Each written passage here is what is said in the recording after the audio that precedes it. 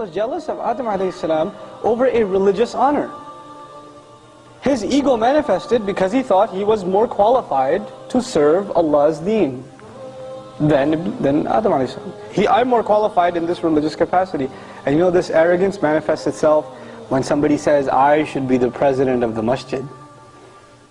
I'm the right MSA president. Why did they pick him? Why did they pick her for this task? Why didn't they pick me? This is a religious task. You're not going to get it. You don't get money when you become MSA president. But yet you see across this country, people fighting tooth and nail over what? Religious titles. Who's in charge of the masjid? Whose opinion should be heard? This is a disease that started where? It's pretty old. That virus started with Iblis. Right? He's also for religious authority. And this is a disease. It's at the heart of it, it is a disease. And one has to identify that disease if it exists inside themselves. You know, when the attitude seeps inside you, thank God for me, because if it wasn't for me, I don't know, these people would have been so deviant. At least I'm here to set them straight. If that's your attitude, you've got a serious problem. Because now you think the deen depends on who? On yourself. The deen doesn't need us. We need Allah's deen, but Allah's deen is in no need of us. Wallahu ghaniyyun hamid. Allah is free of need. He doesn't need us. We have to humble ourselves.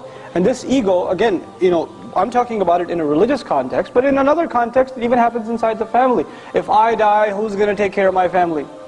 Who's going to pay the bills? If I don't do it, who's going to do it? That thought comes in your mind, right? Our time of death is written. Whether you think you need to save this much money or that much money, or you need to get that promotion, or you know, whatever you need to do, you think what you need to do, but if Allah decides, I'm gone tonight. If it's written, it's written. And you know what? After I go, my kids, my wife, my husband, whoever, Allah has already taken care of them. I should never have thought I was the one taking care of them to begin with. I wasn't the one taking care of them. Allah was. He had been all along. I was deluding myself into thinking it depended on me. Nothing depends on me. Nothing depends on me. I am not the source of any good. Allah is the source of all good. That you know, when ego is the root problem, where does ego come from? Ego comes from the source point. The starting point is when someone doesn't truly appreciate what Allah is, who Allah is. When you don't appreciate who Allah is, you replace that with an appreciation of your own self. That's where it starts. That's really what the root of the problem is.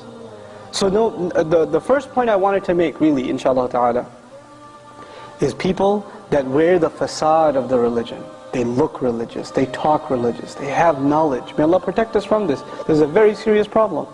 They look more religious, the outwardly is very good.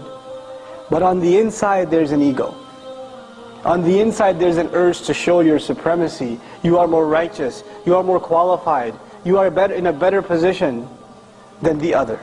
And in your heart, if you look down upon another Muslim, no matter what their condition, if you look down upon another Muslim, if you do that, then you have this thing inside your heart called kibr.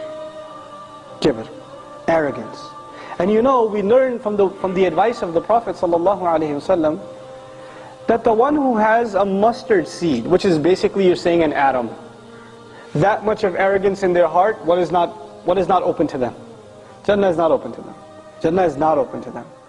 So what I'm trying to say is, you have a Muslim who does bad things. You know, the guy drinks, whatever. He does some really bad stuff. His evil actions are outwardly. But your evil action is what? Inwardly. On the outside, you look good. You look like you're doing all right. His action is punishable for sure. For sure. You don't think yours is? And if you were to compare, even though nobody's condoning his behavior, if you were to compare, which is a bigger problem that is harder to fix? Think about that. Is arrogance a bigger problem to fix? You know why it's a bigger problem? Because you can't even see it. At least his drinking problem, you could see it. There are things you could do to address it. But this problem in here, it's a hard thing to fix, because it's deep down inside, and the only one who can sense it is who? Yourself. Nobody can tell you. If it's in there, it's in there. We can't judge any of each other. We can't judge, oh, I can, you know, while I'm giving this talk, you're listening, you're like, I can think of somebody who's pretty arrogant right now that should be listening to this. Don't think of anyone else. That in and of itself, that's a sign of arrogance. Who should you be thinking of? Yourself. The counsel of the religion is not for anyone else first. Who is it for first? Yourself.